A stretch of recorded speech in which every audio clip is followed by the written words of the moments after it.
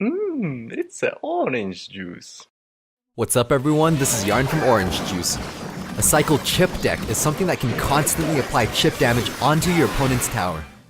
There's the single push, which can be as inexpensive as an Ice Spirit Goblin combo. The Ice Spirit tanks 2 shots from the tower, then freezes it, allowing the Goblin to decimate the tower. It can deal a lot of damage, but can also be easily countered. A simple push can be as humble as a Mini P.E.K.K.A. Ice Spirit combo. A medium cost combo can deal a lot of damage if you rush in. Typically it'll be countered by a similar elixir cost combo. With a low cost cycle deck, you can counter those units for a positive elixir trade. When playing against large push decks like giant momentum decks, the low cost cards allow your deck to be more dynamic to control the plays. If they plant a giant in the back, that means they're trying to build a strong push. Pushing the other lane can force them to address your units, forcing them to break their combo, making it easier to counter for a positive elixir trade. If you have a good read on your opponent's card rotation and elixir count, you can split your cards, knowing they'll only be able to address one of the 2 threats.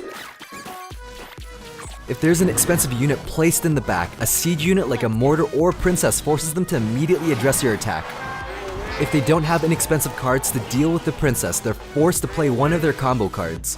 This allows you to address the unit individually for a positive elixir trade. When your opponent overcommits on a defense and you know you're at an elixir advantage, it may make more sense to push the other lane, then address that single unit with an inexpensive card. Sometimes you can't just rely on the building, especially since Inferno Towers are zappable.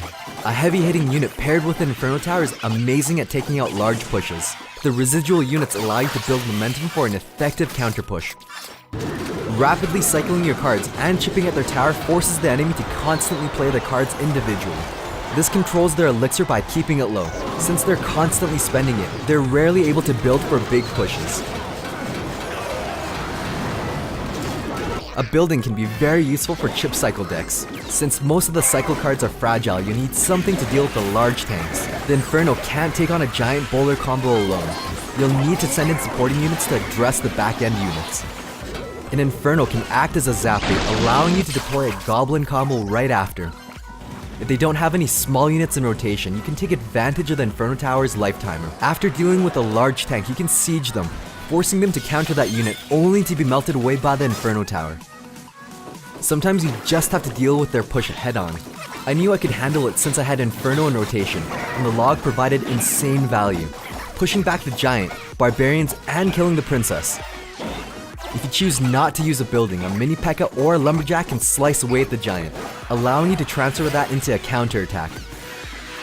A 1 elixir card in cycle decks are must-have. Ice Spirits are hotcakes right now. When paired with Zap, they counter most cards when played correctly. Check out our Ice Spirit video if you haven't watched it yet. A really popular combo is a minion horde turned into a counterattack with Miner for support. Ice Spirit and Zap can take them out for the same cost of arrows, but are individually more versatile and help cycle your deck. The basic win conditions of a cycle chip deck are to constantly apply chip damage, breaking their larger combos, allowing you to deal with those units individually for a positive elixir trade. Any amount of damage done to your tower matters with this playstyle. Even an Ice Wizard left ignored can deal hundreds of damage. With a chip cycle deck, he can be countered with 1 elixir cards. By constantly applying pressure, this ensures a larger push rarely happens, but when it does, be prepared to shut it down. This is a playstyle that is not for everybody. Adapt the basic concepts shown in this video into your deck and playstyle. It's a high risk, high reward playstyle. You're slowly chipping their tower while netting positive elixir trades on defense. Even one mistake on a much less skilled opponent can cost you the tower if you allow them to build up too much momentum. I know he's low on elixir, so I sent in my miner to take advantage of the rage spell. And since he's tanking, I sent in goblins to deal a bit of damage. Based on the way he's playing, I'm assuming his cards are high cost, so I baited with my princess. He can't ignore her since his tower is so low.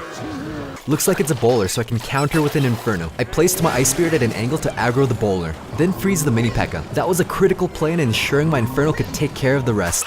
Knowing he has a high cost bowler deck, there's a chance he'll pump up soon, so I send in my lumberjack and miner on the other side to take care of his elixir collector. I still don't know his 8th card. In case he's considering supporting his princess, I held off on the log until the last moment. Since his tower is really low, any damage my princess does is value. Plus it baits a more expensive unit, which I can now counter for a positive elixir trade. I didn't give him any chance to plant an elixir collector, but it's double elixir time, so I'm getting my Inferno ready for a huge push. The log play is very important since it pushes the bowler and musketeer backwards, but it pushes the giant sideways, so the Inferno remains locked onto the giant. With this cycle deck, I already have another log that can easily demolish everything including the princess. Since his tower is zappable, I don't need to worry about it. Looks like my lumberjack took it out anyway since he was low on elixir. And that is game. I hope the replay helps solidify the points in the video. Chip cycle is one of many deck archetypes. There is no best. It's like rock, paper, scissors. Here's a lumberjack deck I made that helped me reach 12 wins. Challenges offer insane value. I only spend gems on gold, but with the challenges, if you can reach at least 2 wins, it's already more economical by comparison to gold in the shop. And there's such a high legendary pull rate in challenge chests. Thanks for watching, stay tuned for more quality OJ.